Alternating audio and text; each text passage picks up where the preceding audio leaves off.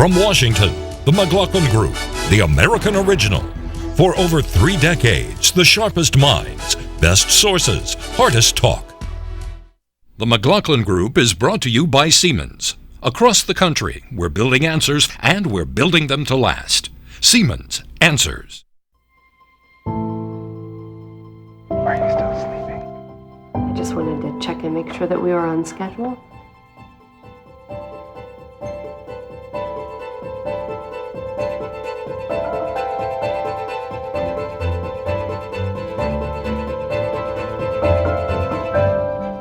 The first technology of its kind. Mom and Dad, I have great news. Is now providing answers families need. Siemens Answers.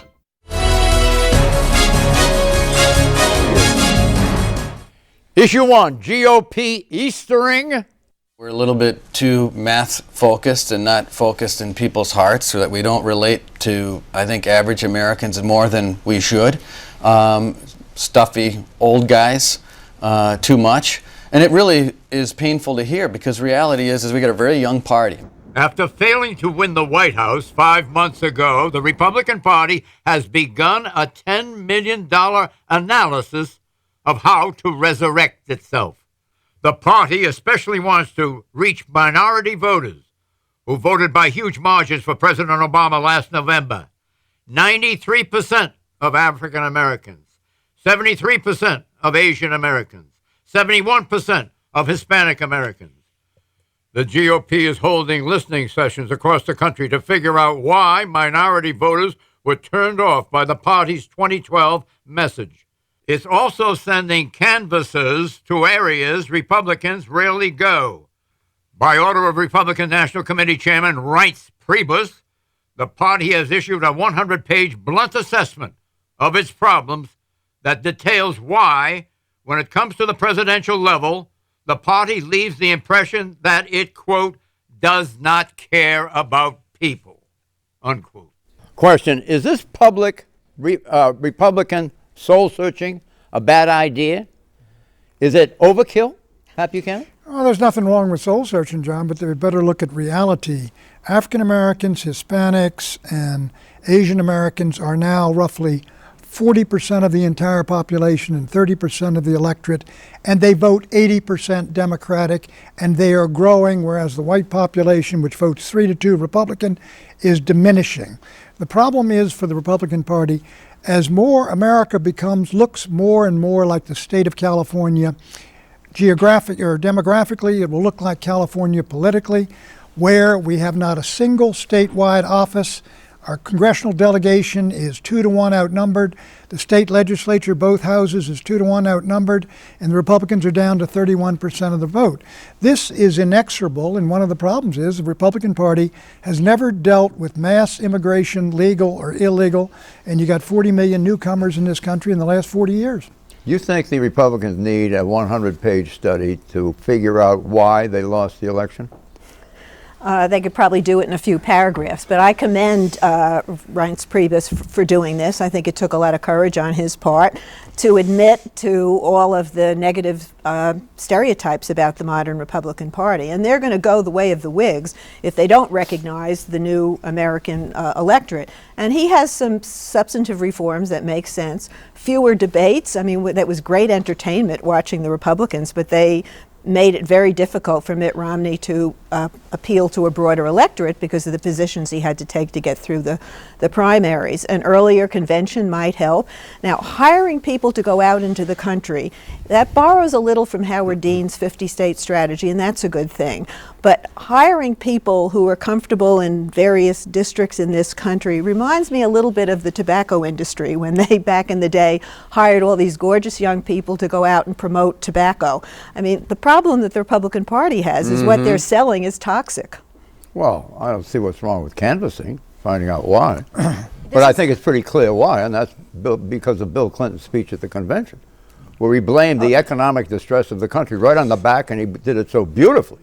Well, he drew one bright line with the Republican Party, but there are so many differences between the two parties where the Republicans are on the wrong side that even Bill Clinton couldn't part the seas to that point. Do you think Obama has a winner with health care with this particular population. You follow me? Well, of course. And Obama had it, but the Republicans had nothing comparable to it. Well, and part of the issue, too, is that this Obamacare will cater to people who are lower income and who need it as a new entitlement. So absolutely, and it played a much bigger role in helping Republicans win, Democrats win, than Republicans calculated. And part of what they argue, and I think it is a correct argument, is that Republicans want to get rid of Obamacare, but they've never come up with their own plan for what to replace it with. It's a good argument. It's one they continue to make right now. In this polling that's begun, healthcare plays a big role in why he did as well as he did. Oh, for sure. Healthcare is a huge cost that a lot of people and a lot of families are facing and don't see how they are going to be able to gain healthcare, so they're looking for somebody to help them out. This was a program that really worked for them. But I'll say something else about it. If you look at the minority population, both the Hispanic community and the Asian community generally and instinctively are conservative rather than liberal. In that sense, they're not beyond the reach of the Republican Party if they found some way to talk to these communities. And that's something which just didn't take place in the last election, to my surprise, actually, because Romney was very good at that. It took when he was place a under governor. George Bush, and it helped him win many more Hispanic voters than Mitt Romney did. He used the Hispanic outreach, and it definitely helped him pick up votes. And I think Republicans are looking back at that. He got 40% of it. John, take a look at it geographically. Democrats have won 18 states in the District of Columbia in 6 straight presidential elections. Among those 18 are 4 of the mega states, California, Pennsylvania, Illinois, and New York, and they've won Ohio and Florida twice. The whole country is trending Democratic, and when these 9 or 11 million Hispanics or illegal immigrants are made American citizens, by 3 to 1, they're going to vote Democratic, and there goes Texas. Okay, the GOP is old. Is youth the answer to the GOP need? The GOP of old has grown stale and moss-covered. The GOP, or Grand Old Party, is just that, old. So says Kentucky Senator Rand Paul, age 50. Paul gained international status when he filibustered for 13 hours the White House's legal rationale for drone killing. And I asked this question. Paul's filibuster took heat from Republican old guard members like John McCain, who referred to Paul as a quote-unquote wacko bird. In fact, Paul was a star at CPAC, the Conservative Political Action Conference, held 2 weeks ago. CPAC has become a testing ground for politicians who are eyeing a presidential run. This year was no different. And in this month's CPAC straw poll, there's an inkling of who will be running for president in 2016. Here's the results of the straw poll. Rand Paul, 25%. Marco Rubio, Florida Senator, 23%. Rick Santorum, former Pennsylvania Senator, 8%. Chris Christie, New Jersey Governor, 7%. Despite not being invited to CPAC. Paul Ryan, Wisconsin Representative and 2012 Vice Presidential Candidate, 6%. Scott Walker, Wisconsin Governor, 5%. Dr. Ben Carson, Baltimore, Maryland, Johns Hopkins neurosurgeon, 4%. Ted Cruz, Texas Senator, 4%. Bobby Jindal, Louisiana Governor, 3%. Sarah Palin, former Alaska Governor and 2008 Vice Presidential Candidate, 3%. Other, 14%. By the way, former Florida Governor Jeb Bush, a speaker at CPAC, asked that his name not be placed on the ballot. Question, how could the recommendations in the GOP report change the playing field for the GOP 2016 contenders looking ahead? Well, one of the most important recommendations is the one aspect that the party really controls, which is the primary schedule. They're talking about changing the primary schedule in a way that really favors the more established candidates and would hurt up-and-comers, smaller candidates who need the primary system and debates. I don't get it. Why does it change the schedule? Because if there are fewer primaries, and if there are fewer debates, it favors those with more money up front. It doesn't give as much time or as many opportunities for breakout candidates like Rick Santorum was in the last election. You mean more getting to know you time? That's exactly right. And the smaller primaries, the smaller caucuses favor candidates like Santorum, and in the next election would more likely favor a candidate like Rand Paul. So they don't like this at all. Rand Paul, you just showed he is a real up-and-comer in the party, but he divides the party. Did Rand Paul make a mistake by saying, yes, he thought he would run? Did he not say that at CPAC? He's Either hinted publicly or several privately. times. Did he give it to the press? Yes, he's hinted several times that he's considering running for Considering, president. I've seen that, but this was almost a firm Yeah, he's yes. running. He's running, yeah, and he. Do you think they're starting too early? You've run for president how many times? 2, 3, 4? Three times. Last Okay, well, time- you know the routine. Last time very badly, John. And you here's the also, thing. you also splattered a party. Usually you start out in March after the mid-year elections. But Rand Paul, one of the things he's saying is, look, that when I go to Iowa, I want to get my message out. And if I go to Iowa, I go to New Hampshire, it's going to get tremendous attention. That's why I'm doing it. He is starting very early, no question about it. But everybody knows Marco Does he look Rubio. too hungry? Does he look too hungry? He and Rubio are in the game. Rand Paul. Rubio is number 2. Rand Paul is number 1. I would guess nationally Rubio is probably number Well, 1. the two of them Are they starting too early? I meant that literally. The media does it themselves. They go right after these guys. I know and they elevate do. them. Why? Because they're bored by the president's Because they administration? love this contest and they want to get it going again. Well, yeah, free When- when- media. Is this something really new, though? 4 years ahead of an election. You know why? It's all about the media. The news cycle is just an overdrive. It's on steroids. So everything is sooner, faster, shorter, and it's that's why we're seeing everybody talk about it now. Well, the day Rand- after the election, people were Maud, talking have you about run for 2016. president? Have I? No, I'm waiting to be. Are you getting the call? I'm waiting to be appointed, John. It's Has gonna it be a been new raised? It was system. raised with you, was it not? Oh yes, it was primarily in my home, the president of the local housing authority. Look, what is happening, it seems to me, is that the Republicans have better fairly early get a comprehensive kind of policy that is going to have a broader appeal than they had in the last election. And that, I think, is in the works. And they're going to also have to find, in my judgment, some new candidates. And if they do that, they will have a better chance. Otherwise, because of the minority population and the growth of the minority population, they're going to have real problems in getting to be a national party. Yeah. That's Has why every they- president been a Christian? Yeah, I think so, yes. Isn't it time for a little development there? There are some people who think so, John. I mean, if the Republicans continue to put forth candidates who are almost predictably losers, at some point something's going to break. Well, there are a few closet atheists in there.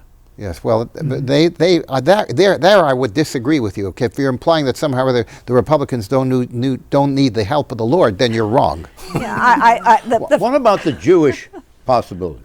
Well, that's always possible. I mean, it has not happened. It's happened at the state level, but never at the national Do you think it level. could happen? And do you think anti-Semitism, to the extent that it exists or has evaporated, which I think is the case, you think that would it be a plus? For example, the mayor of New York. Right. The mayor of New York would make a terrific president, despite the fact that he thinks so strongly about He Coca-Cola. wouldn't even or carry whatever New it is. York City, John. He'd never get through the Republican primary. He ran against Obama. Obama would carry New York City against him. Well, we Whose don't know ticket that. I don't know about that. I don't know that. Oh, look, I don't know that. The mayor of New York spent $100 million and beat an unknown fellow from Harlem by 5 points. He's going to beat Obama. The mayor of New York was is doing unknown. a He terrific was job unknown. on gun Right. issues, and that's He's doing a terrific job on as gun a mayor. issues. That's He's right. He looked has at the now presidential established- See what he's field. narrowed the debt of New York to? He's looked at the presidential Yes. field and Oh, he's done backed a off at fabulous least job twice. with New York. I Where's mean, he gonna without be? He's an question. extraordinary man. He's He completely also acquired independent, a very personal fortune. Absolutely.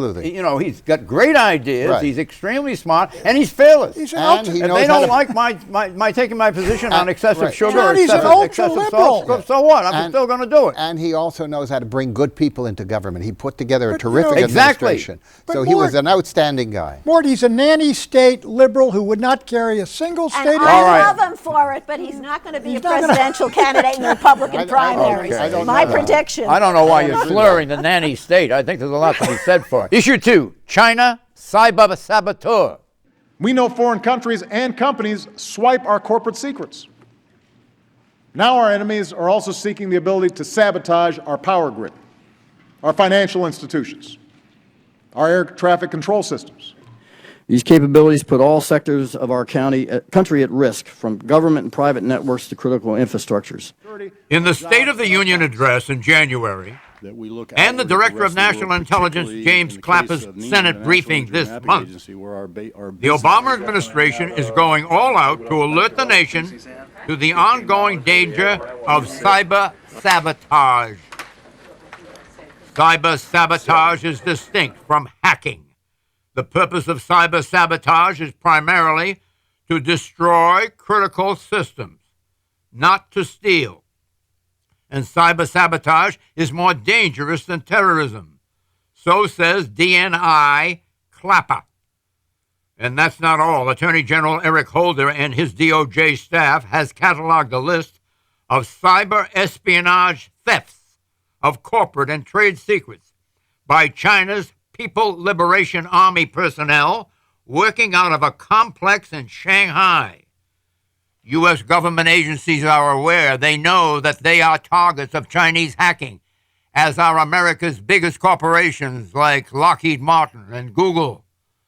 This comes in the wake of revelations of Chinese government hacking at the New York Times and the Wall Street Journal, as well as other influential media. Question: what would cyber sabotage by a foreign power look like? Susan Ferrecchio. You know, it worries me very much, the idea that, you know, we'd lose power, you know, they'd sabotage our utilities, our internet would go down, the possibility of our, you know, national defense being threatened. This is a whole new frontier that no one has really put a lot of thought into, and it's something, you know, thank goodness the government's jumping in, but there's another side to this. There's another side to this. This is going to result in less privacy for Americans. This idea that in order to make sure the nation is secure on the internet, that they've got to, you know, there's going to be more monitoring. There's a report out this week about more monitoring of private sector email and internet activity. That's the other side of this coin that the we need to really be worried about. banking system in South Korea was just shut down this week as a result of North Korea interference. So, I mean, we're seeing these things happen in real time. A briefing 5 years ago on all of this. You can't imagine how vulnerable we are. All of our air traffic, for example, that whole system could break down. Our trains, you know, all of the clearance electricity, of people suffering and dying from hypothermia, and crashes and everything like that. Okay, a huge portion of this country, never mind all the power systems, is dependent upon a serious functioning John, of look what we did with the Israelis to the Natanz nuclear plant that the Iranians got. You racked it all up, ruined the thing. They just targeted one thing with one simple straight attack. Now imagine that in all the power plants in the United States, telephone system, telegraph, all of these things, internet, dropping that whole thing down, even for a number of days, and you stop the American economy. This is called asymmetrical warfare, but I want to move on. Okay, warfare without war declaration. Cyber sabotage hacking alarms foreign policy experts. They fear that international rules of conduct forged over 2 centuries can be undermined by cyber technology. Here's a quote from Zbigniew Brzezinski, a preeminent foreign policy expert and former U.S. National Security Advisor. Quote, leaders can now use long-distance air drones for lethal strikes across national borders. Computer viruses can disrupt the military-industrial assets of rivals. A rogue but technologically sophisticated state can now gain the capacity to launch a non-lethal but paralyzing cyber attack on the socio-economic system and most important state institutions of a target country. The world community is witnessing an increasing reliance by states on covert acts of violence without declarations of war, unquote. Mort, how important is that? I think it's critical to our national security. People are not fully aware how much risk there is in all of these new systems that we've put in place. But as I say, you could break down any kind of safe air travel, train travel. A huge portion of our economy would come to a screeching halt. Wall Street? Yeah, Wall Street for sure. It's But not John, the only thing. All of our our electric utilities, all of these things could be brought down in a matter of moments. John, and that is hugely dangerous Heating for in us. homes? Right, Yes, John, for everything. after World War I, remember, everybody used poison gas, but the way Yes. the Americans stopped it in the Second World War, they said, look, we got all this poison gas, Nazis or the Japanese, you start using this stuff and we will dump more of this on you than you can imagine. Frankly, I think you're going to get down to the point where you got deterrence that if you do this, all hell is going to break loose. It's going to be a lot more difficult to figure out who's doing it to us. They spotted South Korea. Right. Eleanor? The concern within the administration is intense. And it reminds me of the way the Clinton administration was focused on Al-Qaeda in the 90s. You know, a small group of people knew what was out there and what was looming. And I think people are very aware of this in this administration. The Treasury Secretary, Jack Lew, was in China this week, and one of the discussions that he's having over there is, I mean, China is behind some of this, is to try to work out. Nation on this stuff. Well, yeah, but they're China's a big a rogue nation. but they're also a big emerging economy, and they have a stake in not having this turn into chaos they're either. operating So by robber baron rules. there's room for agreement there between the U.S. and China. Jack Lew, Obama's Treasury Secretary, just completed a 2-day China trip in which he warned about the Chinese about cyber attacks. China's new premier listened but refused to acknowledge the Chinese government's role in rehearsing cyber sabotage. This is where you got to retaliate against it. We go over there and plead with these guys. They're operating by robber baron rules. They manipulate their currency. They do all kinds of rogue state things in commerce. You got to hit them with some sanctions one of these days. Right, and to reinforce what you said, given that Xi Jinping, the new president, has endorsed China's goal of military supremacy over the United States, it is clear that China is on a war footing? No, I don't believe they are on a war footing. They are on a commercial war footing. That's what they're all focused on, their domestic economy and growing their domestic economy. And by the way, it's working pretty well. And they now have an extraordinary technical capability in order superior to ours. At this point, in terms of hacking, in terms of controlling. Not hacking. Sabotage. Cyber sabotage. Yes, right. That I think they're superior to us. We're probably pretty good too. We don't know. In theft, okay, John. They're engaged in this on an ongoing basis. I suspect practice makes perfect, or at least practice makes better. Have you had any consultation with friends in your power league who are aware of the possibilities of cyber hacking, cyber sabotage, and are very worried about this? Of course, and it's not only, by the way, from China. There are a lot of people within the United States who are involved in this kind of stuff. Where do you think there's superior talent today? In terms of doing this, the Chinese are clearly the #1 in the world. A smart person with a computer can be in any country. Issue 3, old school blues. Add America's aging schools to the list of U.S. infrastructure woes. The U.S. Green Building Council, or USGBC, is a nonprofit organization that advises government on how to build energy-efficient or quote-unquote green buildings. The council has issued a new report that provides a shocking price tag on rebuilding the nation's elementary and secondary schools just to bring them up to their original working order. The cost, $271, get this, billion. That's for repairing the basics, like fixing leaky roofs and dripping pipes and insulating windows and walls to keep classrooms from freezing temperatures. But that's not all. Schools need modernizing as well as repairs. So the price tag is even higher. In fact, it doubled to $542, get this, billion, over $500 billion, to upgrade heating and cooling systems and provide electrical outlets to classrooms to service computers. There has not been a national assessment of the country's school facilities since 1995, 17 years ago. Then the Government Accountability Office under President Bill Clinton issued an assessment.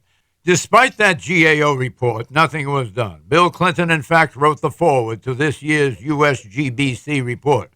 Quote, nearly 20 years later, in a country where public education is meant to serve as the, quote, great equalizer, unquote, for all of its children, we are still struggling to provide equal opportunity when it comes to the upkeep, maintenance, and modernization of our schools and classrooms, unquote. Question, is this report the latest attempt to funnel public money into green energy subsidies? Pat.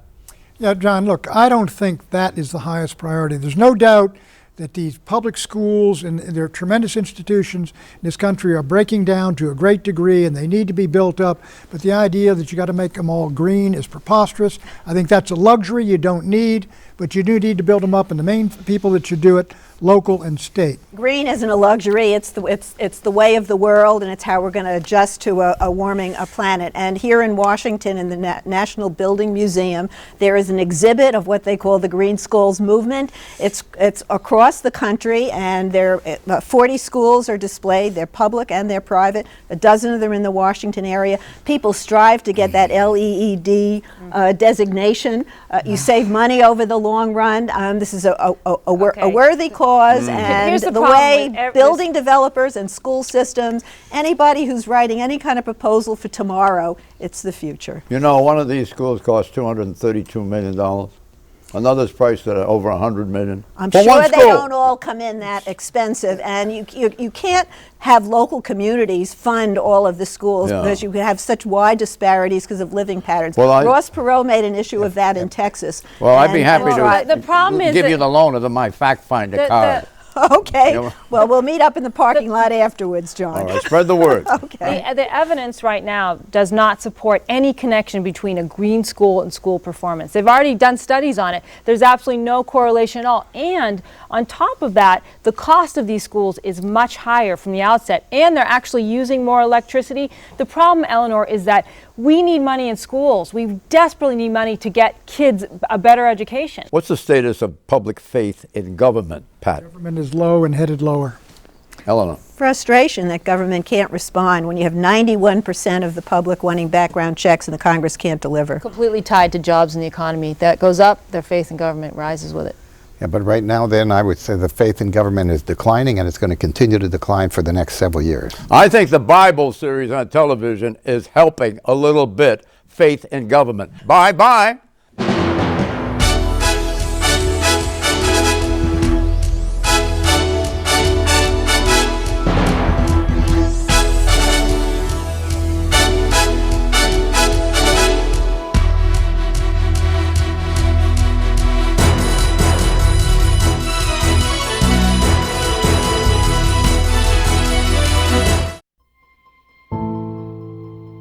Why are you still sleeping? I just wanted to check and make sure that we were on schedule.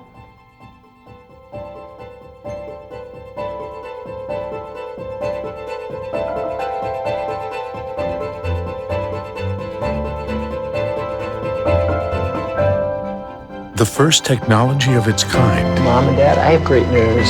is now providing answers families need. Siemens. Answers.